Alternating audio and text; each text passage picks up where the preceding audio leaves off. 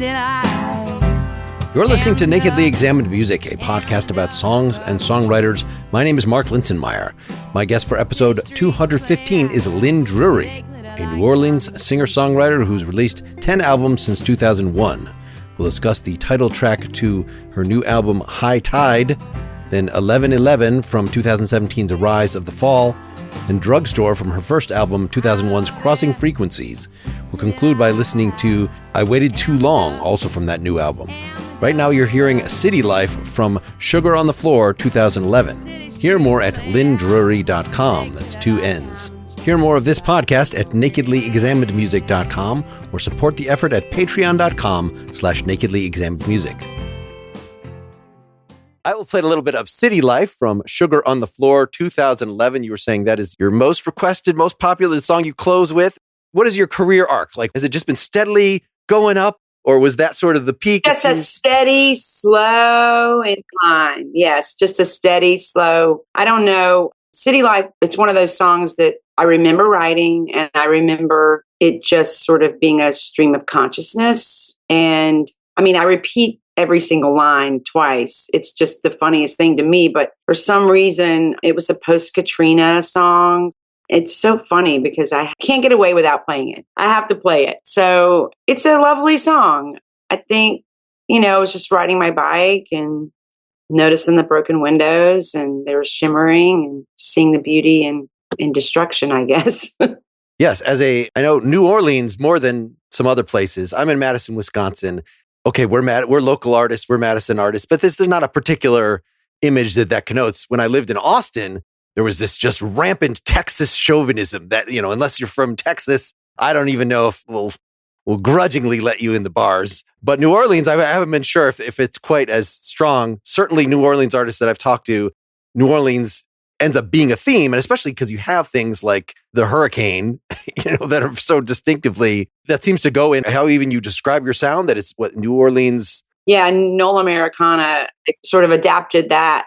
And just because New Orleans gets in your blood, it gets in your rhythm and it permeates everything, just like the heat. And yeah, I feel like there's a bit of New Orleans in my sound just because just being here. I don't think it's possible to be here and not have some of the New Orleans beat and the rhythm get into your music. There's horns creeping in some of these things. So do you mostly play as a solo artist? And so then when you get in the studio and have a full band, that it's sort of like the Nashville thing that is, the producer's band, it seems like in this case, or no? It depends. I do all the festivals with the band, and I have a set band right now. Of course, being in New Orleans, a lot of these guys are in 3 other bands, so there's that element. I do play most of my weekly stuff here. I play solo, but yeah, I have a band, and it's constantly changing, and it's constantly being, somebody can't be there. So you're always working and rehearsing to get the new person worked in, kind of thing. But for the time being, for the past few years, I've been working with John Fole on lead guitar. But I didn't record this with him because I recorded with Papa Molly. But my goal for this next year is to get in with John as well. And the band that I'm working with right now, which is Eric Bolivar, doing the live thing for me. And he plays in a bunch of different bands. And he's the bass player, or he's the drummer. The drummer, okay. Eric Bolivar that's who I play with live. Eric Bolivar, John Fole, and Renee Coman. Renee actually went in the studio with me, and he's my bassist. And he plays with the Iguanas and other people. And I'm blanking. Eric plays with a million bands and stuff. Let's use this to introduce the first song, which is the title track from High Tide, the new album, which, as you said, Papa Molly, Malcolm Wellborn, is producing, playing all the guitars except for the acoustics. So if there's multiple, like the steel and stuff, is that also him? Or actually, on High Tide, Roddy Romero plays the slide. And Roddy Romero plays a little bit of accordion. You can barely hear it, and he also plays a little piano part for me. He was kind of in the studio with us that day. All of the electric guitars and electric mandolins and the omnichords are Papa Molly. Okay, so this song, had you been playing it with the live band, or pretty much you're bringing your compositions to this record, you're going to give Papa Molly sort of first tack at the arrangement, and then you're going to adapt it to the live band? Is that your normal Actually, this song is an anomaly from the whole record, and it's really kind of quite interesting because we went in for other songs to record. I didn't have this song at all written. This song came to me. We were, staying out on the Vermilion River at the Dockside Studios. It's a very beautiful rows of old oaks that you walk to the studio from the pool house. It's just a gorgeous setting. And we had recorded all day. The first day, we were there 3 nights. I recorded the first day, and then immediately when I went back to the pool house, we were making dinner and stuff, this melody just came to me. It's the first time ever that I've been able to write a whole song in one day. Well, not the first time I'd written a song in one day, but to be able to record it the next day. So I wrote it out. I stayed up late because I had finished the song, but I didn't have a chorus. And so it was just like this dream that came to me, and the river and the water and all that stuff. So on the water just kind of came to me, that little phrase, and I had the melody with it. It just all came about in like 5 or 6 hours. So the next day we went in. It's the first time I've ever like worked out an arrangement with the band on the spot like that, and then just went in and recorded it. And I just think it came out so great. So I ended up naming the record after that song.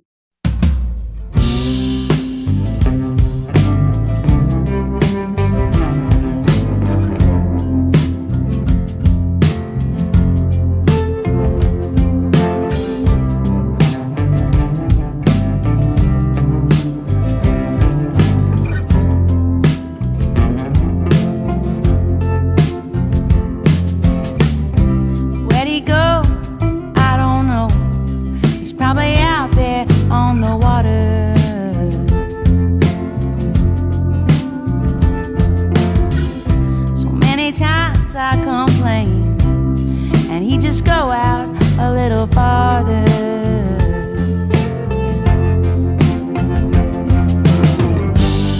Try to hold it all in place, but he left without a trace.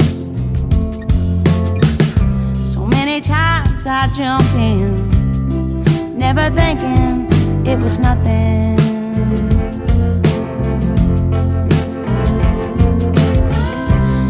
Much of my youth was spent, never stopping to ponder.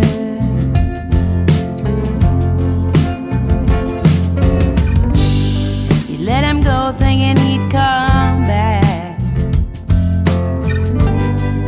but he just floated on down with the current. Now it's been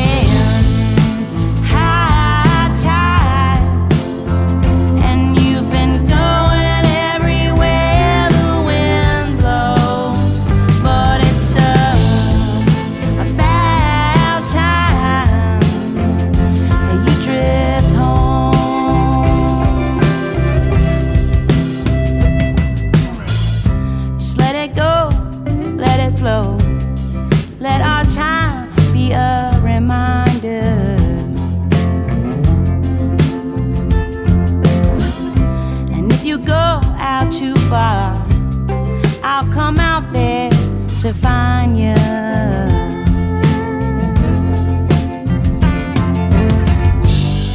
And you are not what you think. Just let it all sink to the bottom.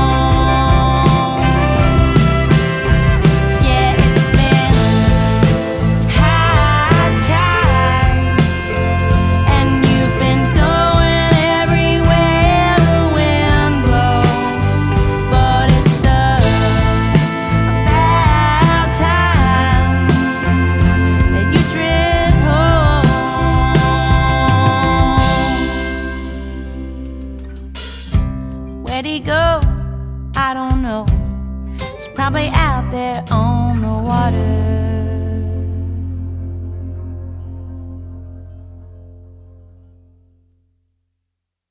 You bring this in, you've got the 3 other musicians playing with you, or is it 4 at this point, just in the initial, like, are you recording the whole thing live, or is it you recording yourself and then they start? This record, I think it's special because it was mostly live. I mean, obviously recut some overdubs and stuff like that, but for the most part, we did 3 takes and one of them was it. And this one was no different. It's pretty much arranged right there with everybody. It's Doug Belote on drums, a great session drummer. He's kind of like, he was in Nashville for a while. He goes up to Nashville and he's a great session drummer. And that's pretty much all he does. He doesn't really play a lot of live shows. He loves the studio. So it's Doug Belote on drums, Renee Coman, and Papa Molly. That's who the core band. I think when we went back for overdubs a few months later is when we added the extra instrumentation on. So all these vocal subtleties, you try to hold it all, are just in the 3 takes that you did. Are they all quite different? Because you're still feeling this out, right? This is not something you've gotten to season. No, I mean, it was pretty much hammered out and then tried. But the one thing about this song is because of the bass and the drum rhythm, I can't really play it and sing it the way I had to overdub the guitar to fit in the rhythm. So it's a specific rhythm that I'm not accustomed to playing. And so in order to fit in the groove, I played differently solo, I'll just say that. But it came out really special with the recording. But yeah, I had to overdub the acoustic on that one. And that's the only one that I had to overdub to get the rhythm. And then I realized I can't sing and do that rhythm at the same time. I mean, I can kind of fake it, but it's one of those magical recording things. Yeah, I really like that rolling drum part. So it sounds like you brought in the song, this suggested to the drummer to do this, but then you couldn't actually do the thing that you that he was supposed to be reacting to, that you had to, okay, well, let me just put my guitar down and I'll sing with you. And it's an intricacy because I'm very much usually driving the band with my rhythm. And bass and drums came up with an alternate kind of Van Morrison-y thing.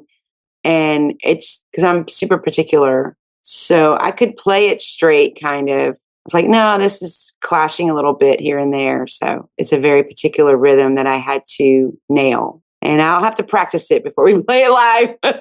Well, that's always fun. I mean, as a Hummer strummer, as a jazz person derogatorily said to me at some point about folk and rock-based musicians, people who strum on the guitar, you have your patterns. Like, this is how, by default, my hand is the rhythms I'm going to do. And so if you're going to get out of that, either you have to consciously, okay, I'm going to try a different time signature, a different technique, a different way of playing, or have somebody else actually introduce it. Just, okay, I know this sounds like 5 other things I've done. Please make a different rhythm. Right. Exactly. They call me the bar chord queen over here in New Orleans. And I got my little strum thing. I do an up strum and I'm very rhythmic and my timing is great, but it's like this little particular, almost like it's like a funk up thing. But the band did a great job on that song for sure. And I guess it's nice having the lead guitarist being the producer because he's playing a lot, like throughout, but yet it doesn't cloud out your vocal. It's not just like, I got a guitar here in the band and I don't know what to do with them. I don't know. Have you run into that at any point, that because you do write these often very open rhythms, like, oh, just jam over this, that I would think it might be easy for guitarists to get carried away and you kind of have to back them off. That happens all the time. That's why Papa Molly's, he knows where to put the guitar. It's a lead singer's nightmare, right? I've seen artists bigger than me, even like, I'm like, yeah, he's playing all over her vocal. And she's just looking at him like, what are you doing? So I've had to fight, you have to fight for it because it's taken me many years to sort of ask for what I want, but I'm finally doing it. So now if I have somebody, and I've had producers, tell me that over the years too. It's just like, lay off the vocal, just lay off of it. Try to intertwine with it. Try to find the melody and try to comp the melody for the singer, right? And find a way to intertwine that in as soon as the vocal is over. John Foll told me something on tour last summer that was interesting. He's like, you do leave space for that. Not a lot of singers. Have you heard a lot of the pop stuff, that's coming out? And I'm like, of course, I do listen to pop music and pop country and stuff, but the singer's not leaving any space for anything else. And I was like, really? He goes, you leave so much space that's kind of nice. So that's a nice compliment, but it's definitely a dance. And it's definitely, if one person isn't listening to everything else, it's a sad state. If people are listening, even if there's something that goes wrong or whatever, it's like, it's a beautiful, beautiful dance to play music live with people, everybody listening to their little spaces, because everybody, what's the word I'm looking for? They're all sitting in a space. Sure. And do you have ideas often where, okay, I hear a counter melody that responds to me, yada, da, da, da, da, da. Or is that just the call of like, well, let's arrange that for a horn? Don't make somebody actually in your band do that. I mean, it seemed like in this, are you pretty hands off and letting like that intro riff that he comes in right at the beginning that at least betrays awareness of what the melody is going to eventually be? Like clearly he didn't do that first take.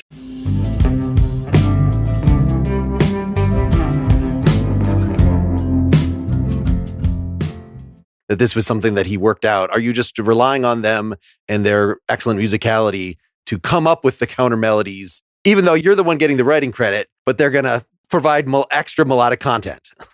Well, yeah, I mean, he's great at that. So the melody was there, right? So I came in with the whole song. Pretty much laid out. I think the only thing that maybe was arranged, the drummer helped arrange. But as far as like the little solo section, like I think that was a group, okay, let's just stay on the one for the little solo section. So because I only had half a verse for the third part, so working things out like that, I love the process of it. And Papa Molly just has a sense of simplicity. That solo thing that he does in the beginning, I can play it.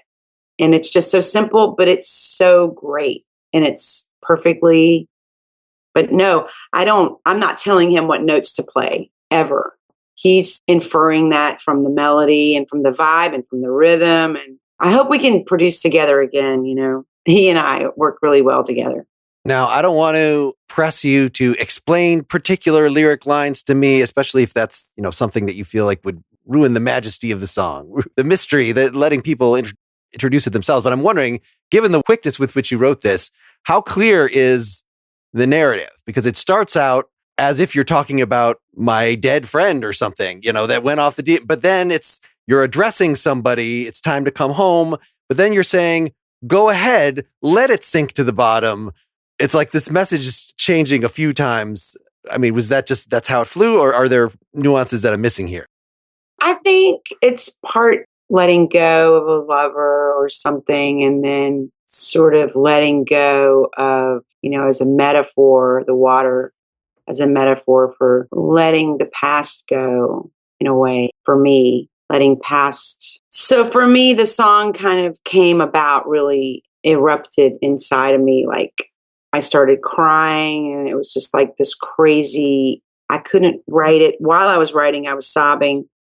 The studio people were like, Bobby Charles haunts the studio. It's haunted by books. Bobby Charles spent a lot of time there. He wrote a lot of famous Louisiana songs, and so he spent a lot of time there. So it was like, oh, maybe Bobby Charles brought me this song, I don't know. But it's partly about me. It's partly about letting go of the past.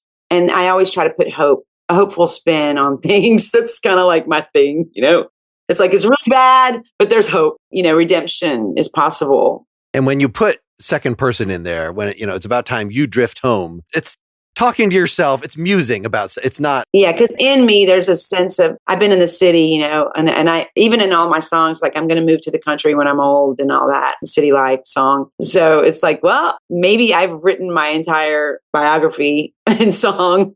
Maybe I will go to the country at this point. Who knows? I love the city, though. All right, I want to move on from this song soon, but I do have to ask, so about the overdubs, you have this really nice horn chords and things come in later. And he thought about the discussions that went on of what do we need to finish this song? So speaking of counter melody, that was just a counter melody that came to me. And I knew I wanted to be very simple. And we overdubbed that here in New Orleans, the horns. I just sang it to him. Jason Mingledorff is amazing. And he kind of like took my little singing part and made it and arranged it and told Satoru. They kind of arranged a little horn section for that.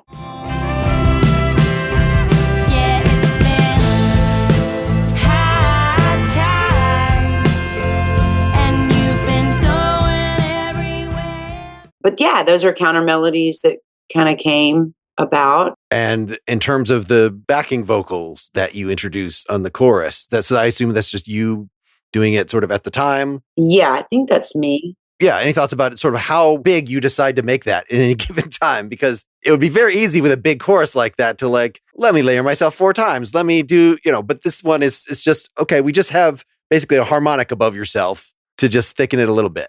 Yeah, just a third harmony. I think the engineer, brilliant too. I think a lot of things came about and converged upon this little record because he really fans out. He did some things with mixing. And as far as that's concerned, I think Justin was probably like, yeah, that sounds great or whatever, like I can't remember. Let me think, because it's been a year now. We did do some vocals here in New Orleans about maybe 4 months after the initial recording. So money. So like, if I could just be in the studio all the time and be constantly recording and doing stuff, but because of time and money and, we had the initial grant to get this ball rolling, so to speak, from Threadhead. The Threadhead Cultural Foundation is a wonderful organization here in New Orleans, and they fund musicians, local musicians here. And so that got us rolling. And then of course, we have to finish it. Yeah, we did some overdubs, the horns here, and I did do some backups here in New Orleans as well with House of 1,000 Hertz, which is a local studio. As far as vocals, I usually just, kind of know what I want as far as the backups are concerned. I mean, have you moved or messed around with doing home recording for any of this? Just to at least just like, hey, record the stuff in the studio. Let me take it home. I can spend as long as I want harmonizing and doing a little extra stuff. Then get it back in or have people send stuff over the internet. I know this was a very common thing during the pandemic, especially of like, well, I'm not going to do everything in the studio, but I could assemble stuff. No. I can record a little demo on my GarageBand, but that's not me. It's an investment of time and energy. And I'm one of those people. I'm probably not going to have the home studio. And I just don't know enough I kind of miss that. I've always gone into studios. I have always relied on engineers. And since I think 99 is when I first went into the studio for my first record. And I love going to different studios. I usually record at a different studio every record. So I kind of like to hop around. But I probably go back to Dockside because I really enjoyed their sound. And the engineer there is really great. And he got these great effects kind of you don't know they're there until you're like, oh my God. There's that thing he did where he does with my vocals where he just sort of fans them out kind of in this, it's kind of ethereal, but it's kind of washy, but I don't know. It's pretty cool. But it wasn't until I got interested into production that I started hearing, because I would just go in and record whatever and it would be whatever. And I just, but when I started getting into production, because I never really had a sound of my own, it kind of just formed over the years because I could do New Orleans-y songs, I could do country songs, pop songs, and kind of just always wrote in different genres. But I think it's sort of all coming together now, Well, let's get the second song out there as another example before, so we can talk more about production. I had picked this one, 1111 from Rise of the Fall 2017, just a couple albums ago. It's over 5.5 minutes long, but there's not any more to the lyrics or anything. It's just, let's let this develop a little more. Let's do a little more overdub, some more changes in intensity, things that go up and down. A few words about this before we hear it. Me and Renee produced this record, The Rise of the Fall. So that's all us, me and Renee in the little home studio, my friend Jacques Delatour. I mean, we recorded it initially at the shed, and then the overdubs, all of the layers that you hear were done at Jacques' house. And yeah, that song just came to me too when I was on the road. was like, oh, we got this hole here. I was like, well, I'll play clarinet, So I played clarinet on it. Barely played since I played in high school, but I played for 20 minutes before my, lips gave out. But yeah, we did a little bit of that, and he wanted to, he's great at layering the stuff. So we did like 8 vocals at the end. I think it's about 8 overdubs. It came out great.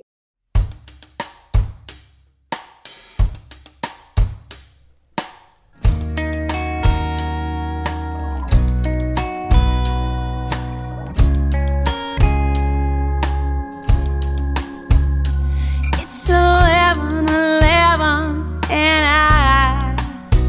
I love you. It's 11:11 and I love you.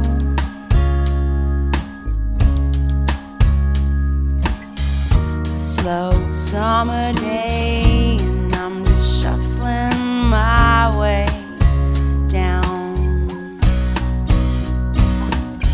I want to open my arms, but I can't see past love regressions. So to spin away on a road stretched thin like your conscience. It's 11:11 and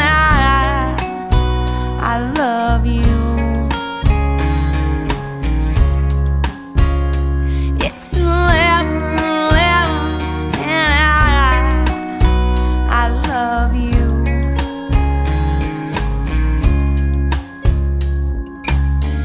The sky brushed like strokes. I'm painted into your corner.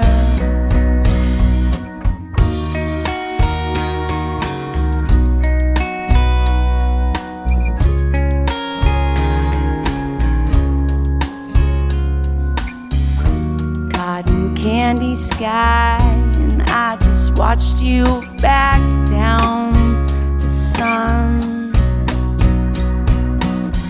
I want to show you the way, but your shadow covers everyone. So just spin your tail and then wonder why you don't make it home.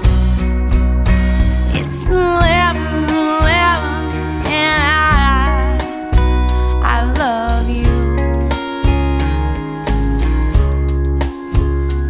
It's 11:11 and I love you.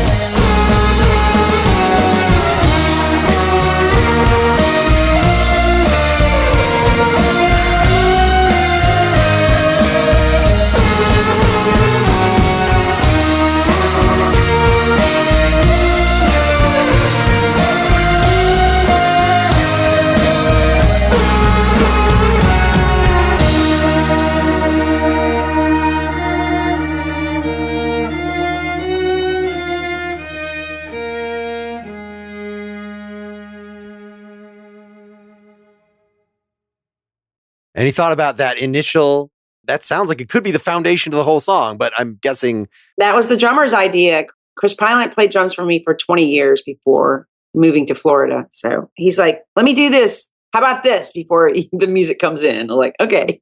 I think Chris Adkins is on this record. So that main.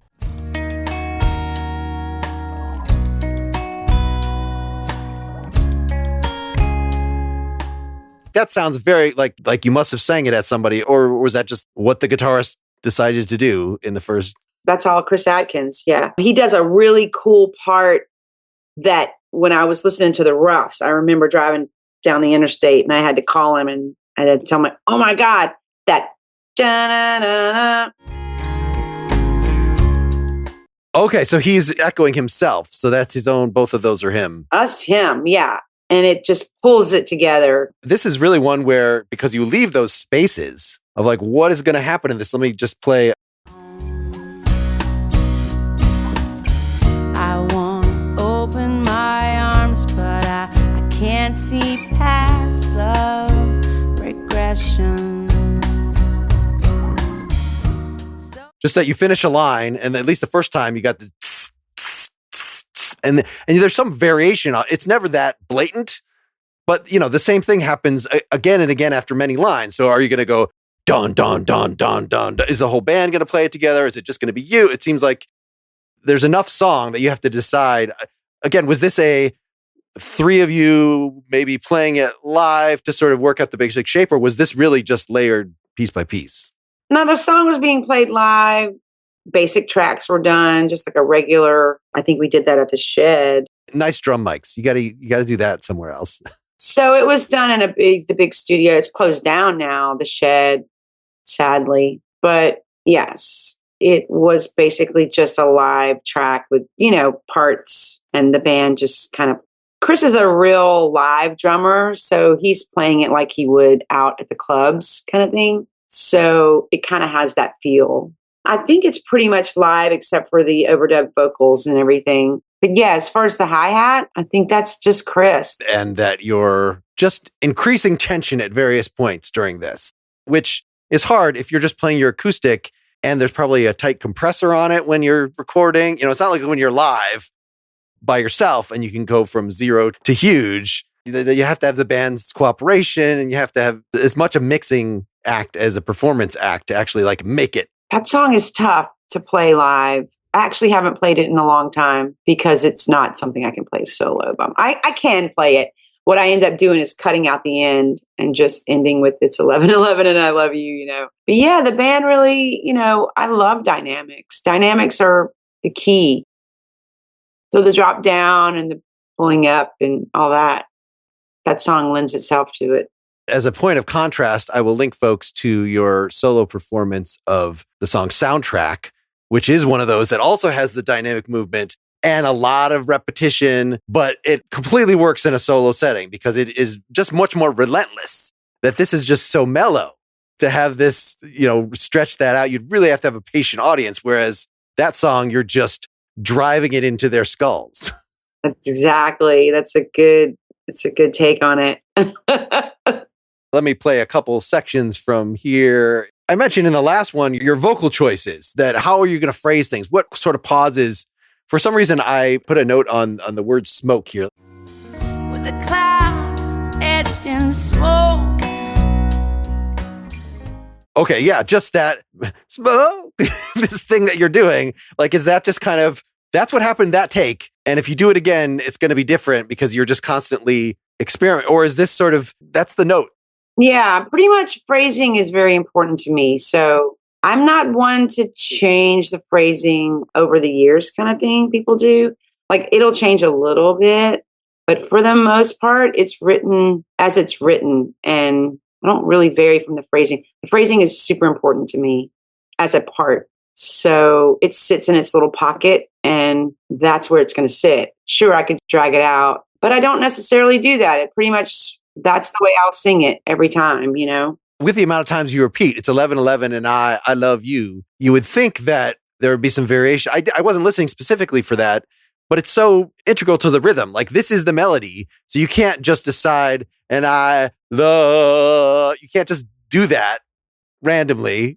Right. That's a great observation. Yeah, everything's kind of sitting in its space and everybody lays down accordingly, kind of those parts. Yeah, you really get into it. I love it. Just think about this structure. So this chorus, I usually think of it as a refrain when it's not actually, we're building to the chorus. Like in High Tide, that's a chorus. But if you just, the thing that is the beginning, the thing that will go through people's heads, and then you have the verse, such as it is just, well, I have 2 more lines after that. I do the refrain and then do 2 more lines, and then I'm going to go back to it. How are you thinking about this in terms of verse 1, verse 2, whatever? That one is weird because it's not like a normal thing that I do. I have little devices that I use, but yeah, it's kind of like a holdover after the verse. Yeah, it's kind of confusing for the band too. Because it's so drawn out, but it's sort of like an explanation after the initial verse. I don't know what you would call that, but it's like the verse is super long. So the first half of it is different than the second half of it, I guess. But I would have to look at it in order to comment on it. The clouds etched in smoke, that part is like an addendum, to the verse. So it's not the form I generally write in. And do you remember what this is about and what's holding those different addenda to the various iterations of 1111, how those actually all relate to each other? Is it just... Well, I was just in a hotel room and, I think it was 1111 and I just like strummed the note. And sometimes it's completely inspired, in the moment. And I just was like in I think it's A flat. It's 1111 and I love you. And then the verse, slow summer day. Yeah. I wanted to paint a picture. And I usually try to paint a picture that's not fully colored in so that you can color in whatever you like. It's kind of the way I write. At least I'm always trying to get there. I'm trying to get to an abstraction or a painting or a picture that you can see it's not fully developed maybe. Or maybe all of the pieces in the painting are not there or something. Well, in this case, a lot of the imagery is about painting or colors or shadows or something visual. So you're mixing stuff like that with, I want to open my arms, but I can't see past love regressions. Just spin away on a road stretched thin like your conscience. These little psychological things thrown in. I mean, if it was all just colors and shapes, I wouldn't like it as much. Yeah, I think it's definitely relationship, trying to move past some blockage, or something inside of you that holds you back or something. Yeah, a lot of my songs are breakup songs, but this one is about sort of a couple of people, I think. I think I was on the road with said person. Well, let me play from 312 where I think the phased clarinet part comes in.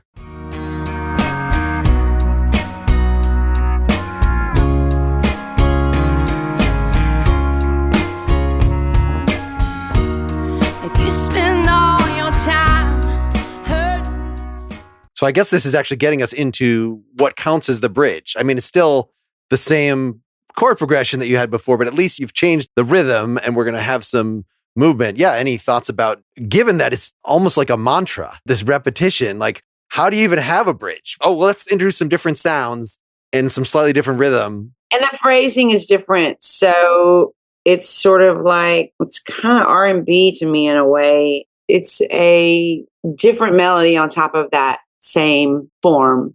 I'm just trying to send hope, kind of in a way, but it's probably also about me. More second person stuff aimed at yourself, because who else would you be singing?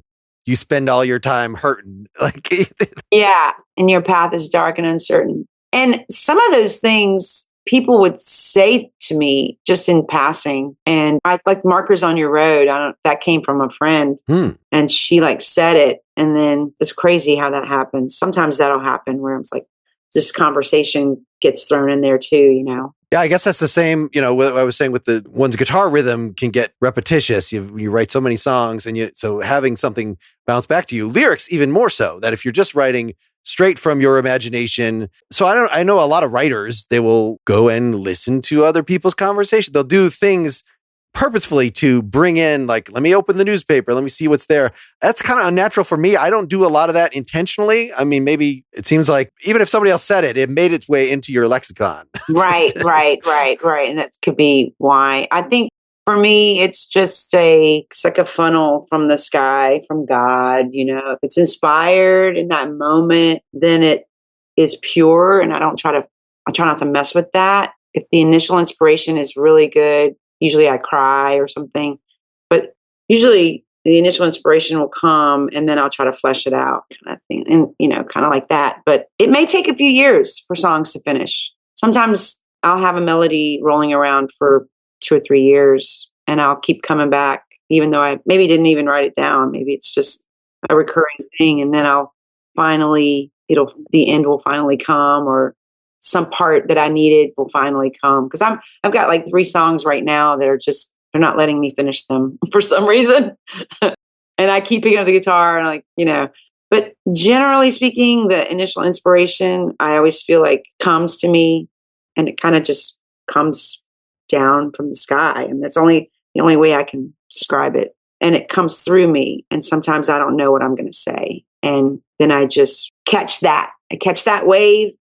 If I can catch that and write it down, then that's the beginning of something that I can work on.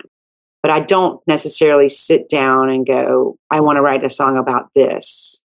That's not the way I write. So, yeah, well, so that's interesting. I mean, given how much you're relying on inspiration for those songs that do take multiple sessions to come to fruition, does that sometimes turn out as, well, you did a pass on some lyrics, but then you get into it and you're editing your own lyrics extensively, or having another burst of inspiration, like, oh, let me add this, what I thought was an unrelated idea, and put these together. Like, how much self-editing are you doing? I do a lot of self-editing. Absolutely. And sometimes, I went through a phase where I was like, okay, I had self-edited myself to the point where the producer was like, this is a great song. We need to record this. And I'm like, I threw that song away. It was in my book.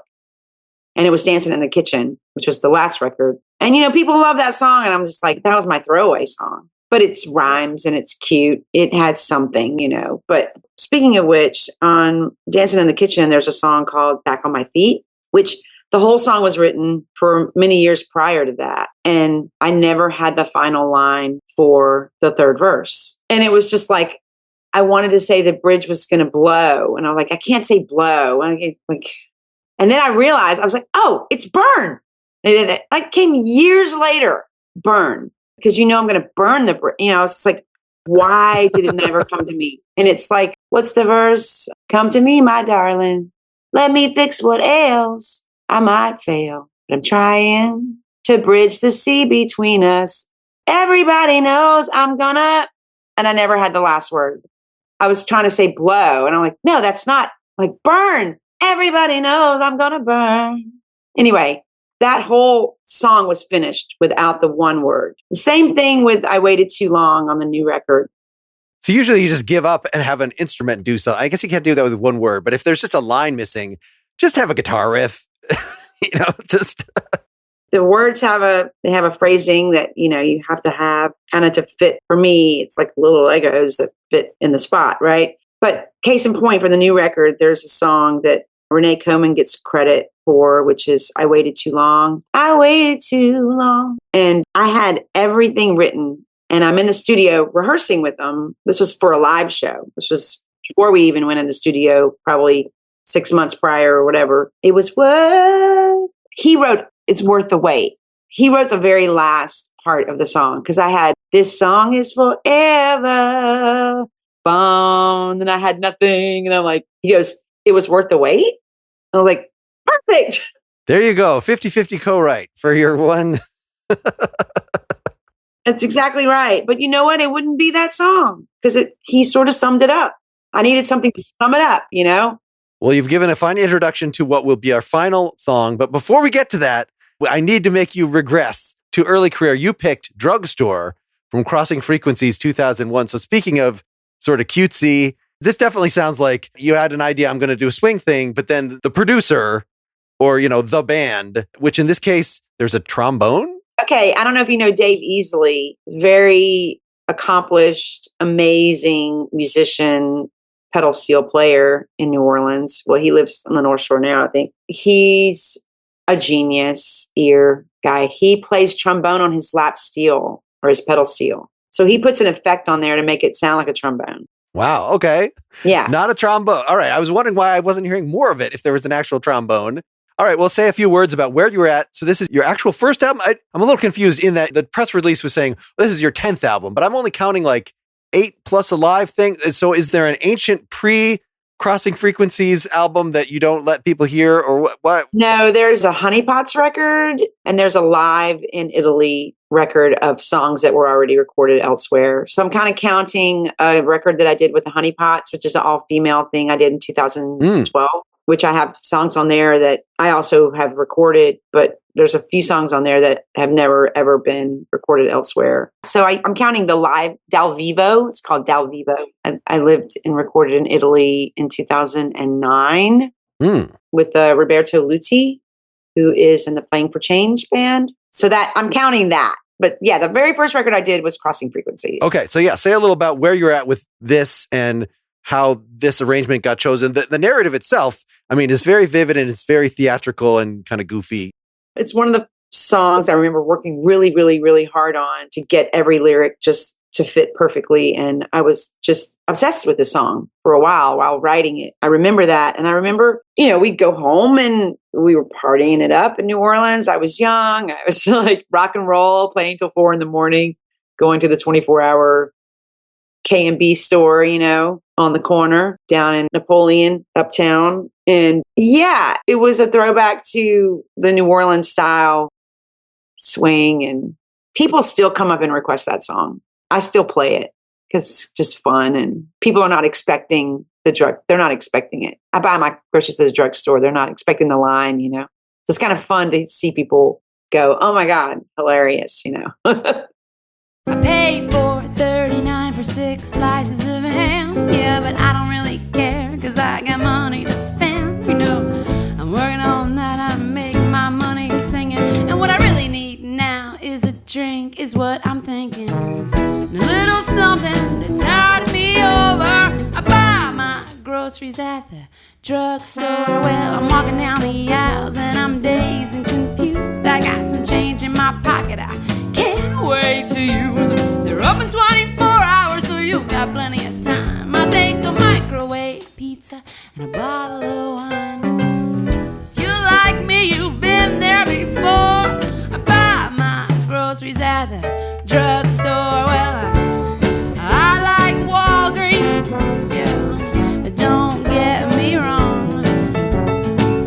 But you can't buy a loaf of bread and a bottle of rum.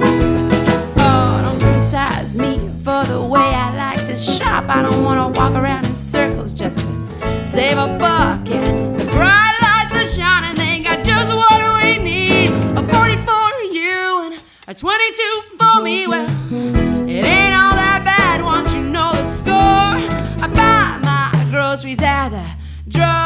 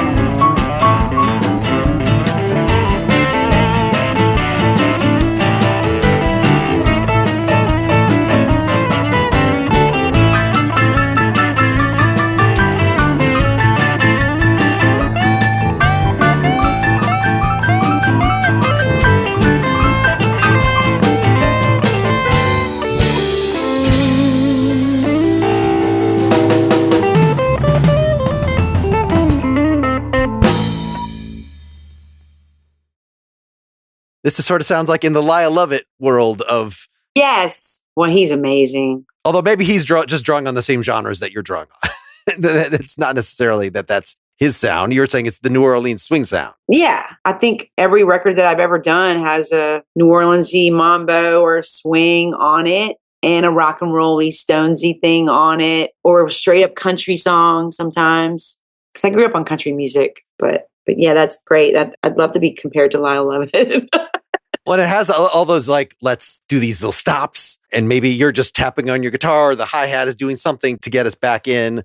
When I listen to my voice in that song, I cringe because I'm really, really, really trying to sell it. And I was so, it's just funny. Is this just what you were doing for this, or you just hadn't sort of found your voice overall yet? I had not found my voice yet. No, I was just, you can tell how hard I'm trying. I tend to just like go back to listen to the artist's oldest stuff and go forward. And I definitely felt like by album 3 or 4, like it really kicked in. Like, okay, that's what you are. Before that, I wasn't really sure. Like, okay, she's a blues singer. I don't know. This is a genre. Definitely very important to me to find it. Mm-hmm. I knew when I was starting out that if I didn't sound just like me and no one else, I just knew how important it was for everyone to, if they hear me, they know it's me. And I think that I accomplished that. There are some things with the arrangement that remind me, though, it's not just the straight dictated by genre.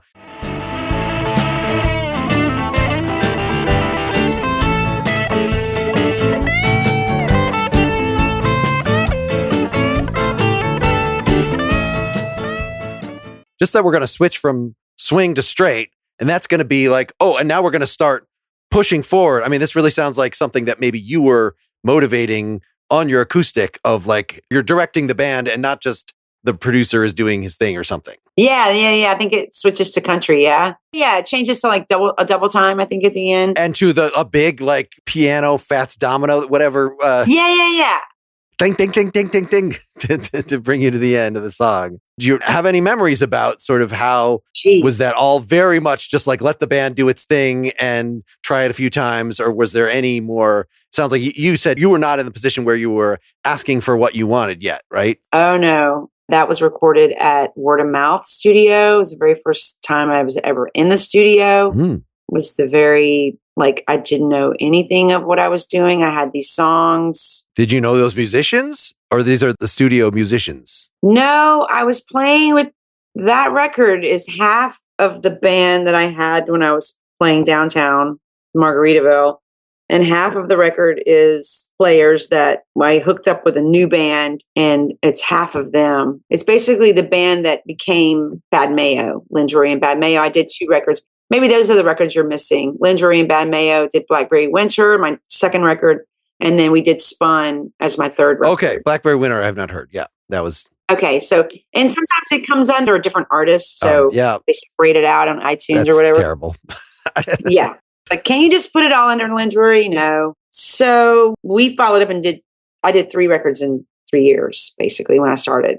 So the first one was, I met the bass player of this other band, Bad Mayo. And then he ended up coming in and helping me produce and finish the first record, which took me 3 years because I knew it wasn't the way I wanted it to sound. And I kind of always knew what I wanted, but I didn't know I had never worked in the studio, and I didn't know, and certain things and blah, blah, blah. And just basically a bunch of people showed up, and it's like, oh, we have Chris Mille here to lay some lead guitar down, or we're going to change this song. And we actually did a bunch of shifting around on that first record because I didn't know what I was doing. And then I had help come in about a year and a half later. And then it took me like 3 years to come out with it because I started recording in 98, 99, 2000. The record came out 2001.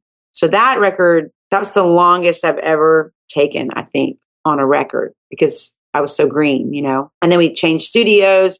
We went somewhere else. We recorded the drums somewhere else. I mean, it was really, that record was very much mishmash, kind of overdub, layering everybody at different times and sort of thing like that. The last song was done live, I believe, Waiting for You to Call. And anyway, Kevin O'Day, he's rest in peace. He's gone.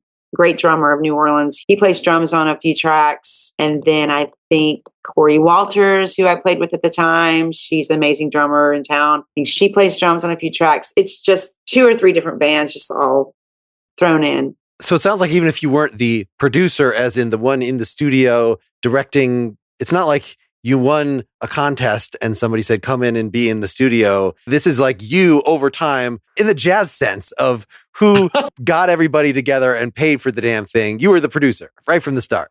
It sounds like. Well, I think my boyfriend at the time, Dave Stover, bassist, was my bassist. He came in and played bass, and can't remember if he plays bass on everything. I don't think so, but he came in and sort of with the clipboard, and he knew how to schedule people in the studio, and he knew how to, like, okay, don't have them come in and just sit around. Like, we're going to do this first, and then we're going to do this. And then he sort of had a knack for the production of it. So I kind of gave it to him to finish and help me finish. That's how it got finished, because I didn't think, I was a little too scared at that point to be in charge or something. I don't know. So anyway, he made it easy because he was sort of like, I could tell him like really what I wanted, and then he could convey that or whatever and say, okay, we have this guy coming in to overdub this, and we have to get this, we have this guy coming to do the guitar. And so it's kind of like that. And he was actually a good arranger too. We did some songs where I wrote the melodies and the lyrics, and he did the arranging, which is kind of where I learned how to arrange, verses and bridges and choruses and all that. Because I was just going off inspiration, and I just do verses and choruses or whatever. And I kind of learned some tricks from him as far as like half chorus, phrasing, kind of little bit of, I do that trick a lot. And then I also do something else that another producer told me that I do in every song, which I don't even know that I do it, and I never even notice it, but I do a half step. I do a half step in almost everything. What do you mean? I mean, you're not modulating the whole song up a half step. It's not that. What do you? No, there's a half step in whatever key it's in. There's like Sugar on the Floor is G, A, B minor, G, but there's an F sharp in there I throw in. So it's like an odd thing that I throw in. Sure. Once I started looking at it, and I was like, oh, wow. He goes, you put a half step in almost everything. Like, I did Come to My House with John Porter. He's a British producer that he was my neighbor for a few years, who's got like 13 Grammys. And he pointed that out to me. So was that, you said you learned to do the arrangements from this whole first album experience, which was lasting years. When then you started playing with Bad Mayo, was that also like, oh, well, they have their own thing and they kind of do the arrangements, or were you already to the point of actually playing with a steady band like that and then getting beyond that? But it sounds like you weren't being Lynn Drury and the Somethings. Was there a political reason for that, or a financial reason, or what? Well, I knew to keep my name throughout. I mean, that's pretty much business 101. I knew that I would be in the Bad Mayo band, but my name would be first. And that's just something that I knew to do. I wasn't going to be in the Bad Mayo band. I'm Lynn Drury. I'm bringing you all the vocals, and I'm bringing you the songs. He didn't have any really songs. I mean, he had some songs, but we kind of split it 50-50. But at that point, all of those guys can sing their butts off. So we became a band because we got together all the time and rehearsed. And that sort of, then when we recorded Blackberry Winter in Mike West's studio in the Lower 9, that was a great experience. I mean, nobody could see each other. We're B3s in the kitchen with the door closed, and the drums were in the kitchen, I think. And so me and the bassist are near the control room, like near the living room. So that was all just, we knew the songs so well. We had rehearsed so much that we were ready to do a record in 2 days. So we recorded it live completely, except for me going back and doing vocals and stuff like that. Yeah, Blackberry Winter was done in 2 days. Spun was done at Piety Street Studios. Again, those songs were completely rehearsed, and the band was tight, and we went in and did our thing, over like 3 days, I think. And Lynn Drury and Bad Mayo was short-lived, but it was a fun time having all 3-part harmonies when you sing and everything. I have some old tapes, 2-inch. We recorded Spun on 2-inch, and one day I'll get the 2-inch tapes out and maybe release some old songs that were never put on the record. You have these amazing harmonies. All right, let's conclude. We're again going to wrap up the whole thing by playing I Waited Too Long, which you already mentioned. I guess before I let you go, so do you already have, you mentioned 3 songs that won't let you finish them. How far ahead? Like, do you have a whole other album's worth of stuff ready to go? Are you already making plans to record? Yeah, I have enough to go in probably right now. And yeah, for sure. I got half a record ready, the way it's going these days, you have to have a single coming out every month. So I'm going to probably be going back in and doing a day, just one day. I want to try this in my head. And of course, the band, they don't, what? I'm like, no, I want to go in and go start to finish, mixing, overdubs, everything. Just one song, one day. I've never done that. So I like to do things I've never done. So we'll see. Well, pleasure talking to you. Pleasure getting into your catalog. Yes. Thank you so much for having me. This was great. I like this one. Anyway, here it is. I waited too long. Oh, I think that's Roddy Romero singing back up. Oh. Yes. He's amazing. Lafayette musician.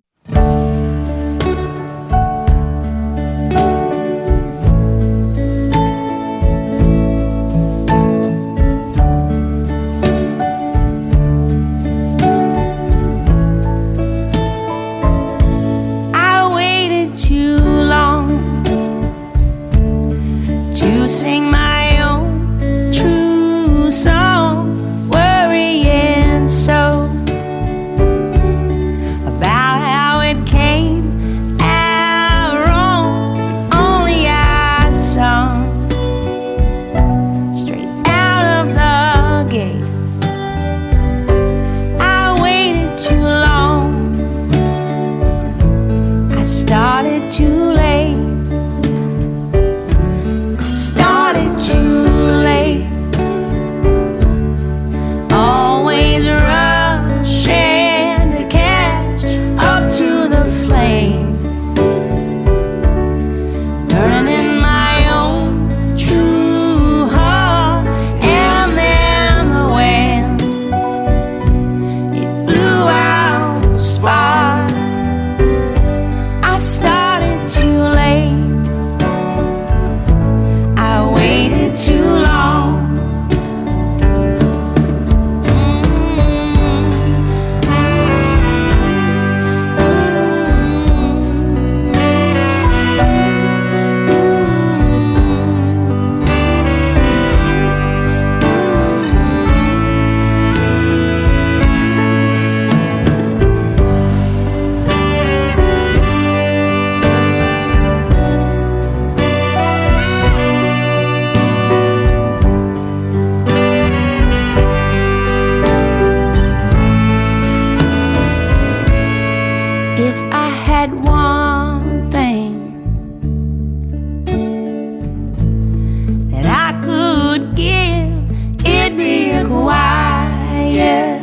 Place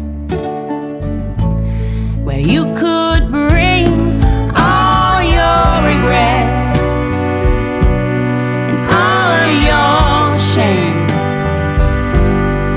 We'd light up to a burning flame, and we'd take it higher.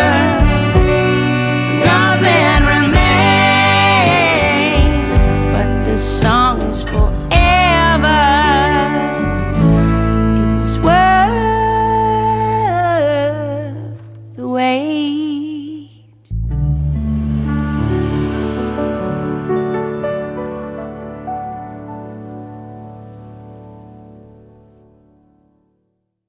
Thanks so much to Lynn. Hear more of her at lyndrury.com. I have quite a backlog of interviews waiting to be released for you to hear. First is with Kim Ritchie, another great singer-songwriter, beautiful voice.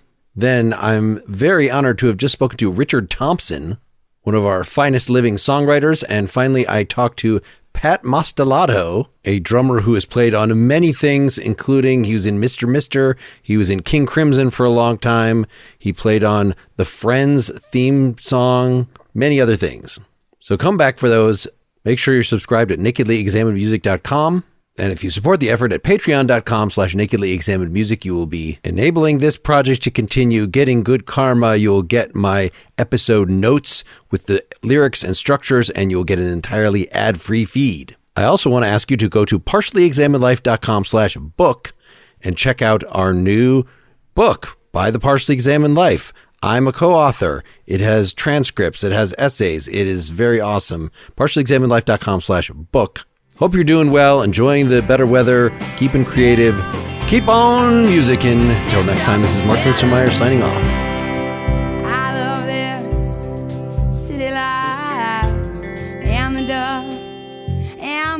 rose-covered trees.